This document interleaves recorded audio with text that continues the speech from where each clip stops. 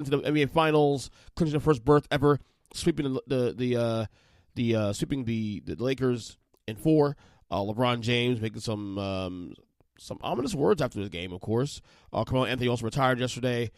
Ron DeSantis is supposed to be entering the presidential race very soon. I got some words about Elon Musk and some positive things that we're doing here on Twitter, actually, which is very rare. And some talk about the summertime coming around. But let's get to the NBA Finals, the West Coast Finals. Well, we have one half of the NBA Finals already set now. We have the Denver Nuggets, who clinched their ticket last night to the NBA Finals. Sweeping the Lakers in a really great Game 4, competitive Game 4. All 4 games competitive, but Denver is the better team. We knew this for a long time. I know. I said the Nuggets, I said the Lakers in 6. You know what's funny? And I'm being very serious here. You probably won't even agree with what I said. I'm going to say here.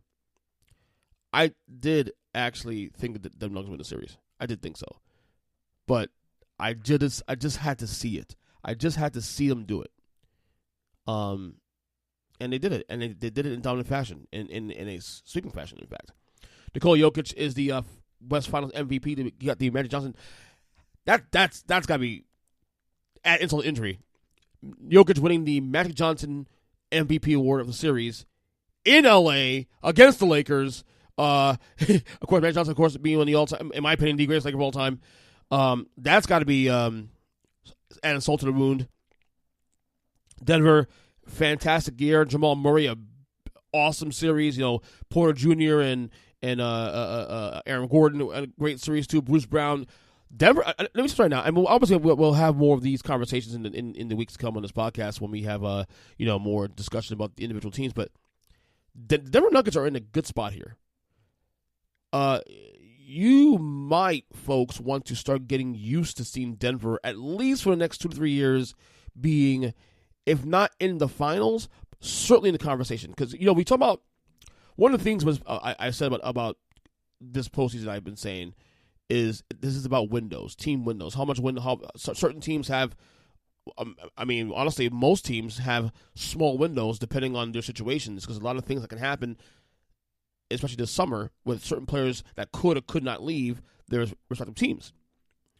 I talk about Boston and Jaylen Brown. I talk about Philly and James Harden. I talk about the Phoenix Suns and having to rework that team around Durant and Devin Booker. Lakers, and they're not getting younger.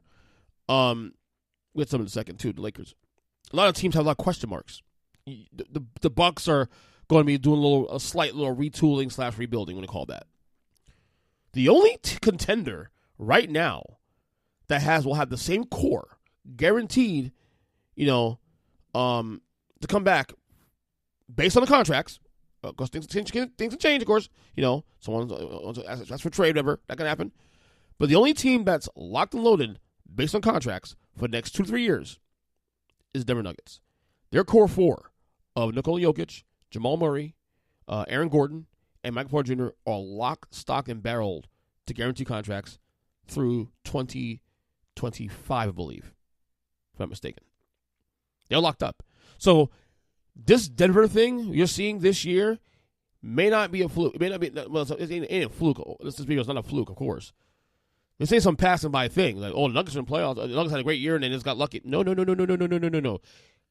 They can claim, of all 30 teams in the league right now and all the contenders in the league right now, that they are the most stable and know who they are, barring injury, of course barring injury, moving forward.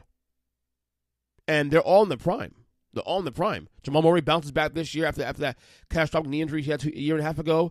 They stayed the course with him, and he had a fantastic year and even more phenomenal playoffs, a phenomenal series. You can argue. I mean, they got Jokic right as the MVP in the series, but you can argue Jamal Murray almost just as much earned that award as well too.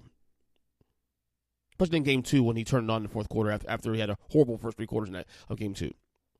So now they await the winner of Miami and Boston tonight, Game 4, of course. Go Heat, bitch. That's my team, of course. Hopefully get the final square away. That, I mean, don't get me wrong, I would love to see more basketball, but honestly, as a Heat fan, I want to see this series end fast and quick and easy. Don't let go of the rope. Using those disposalism, of course.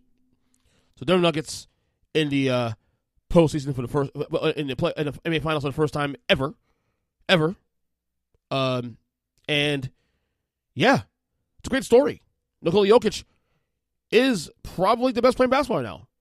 I think when we go enter the year next season, whether not Nuggets are NBA champions or not, certainly West Conference champions at least, I think we can argue that it's probably Jokic 1, Giannis 2. I think that can be argued now. Because now we're seeing a sample now. Two straight MVPs last year. Could have won a third. And honestly, I hate to say this. I'm the guy that said that Joel Embiid should deserve MVP. But right now, if I'm building a team right this second, I'm taking Jokic over Embiid right now. So, if for anything, solely on durability. That's one thing Jokic has on Embiid is durability. I would argue Embiid is definitely the better defensive player. Okay? Certainly has the most upside because he's uber talented, better shooter, offensive talent like Jokic. But Jokic is the more durable player. Jokic is also the better all-around player. That can't be questioned anymore.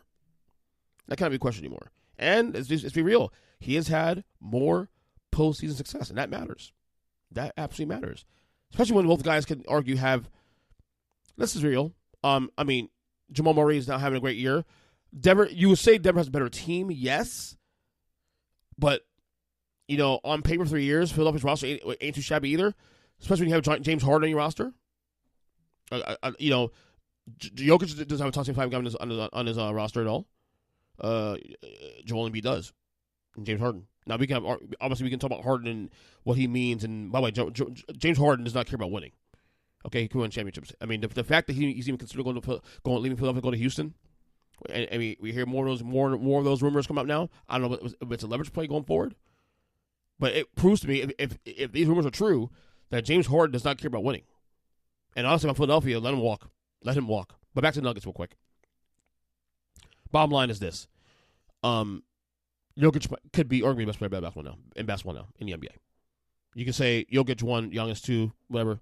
Have that battle 1A, 1B. I don't give a damn.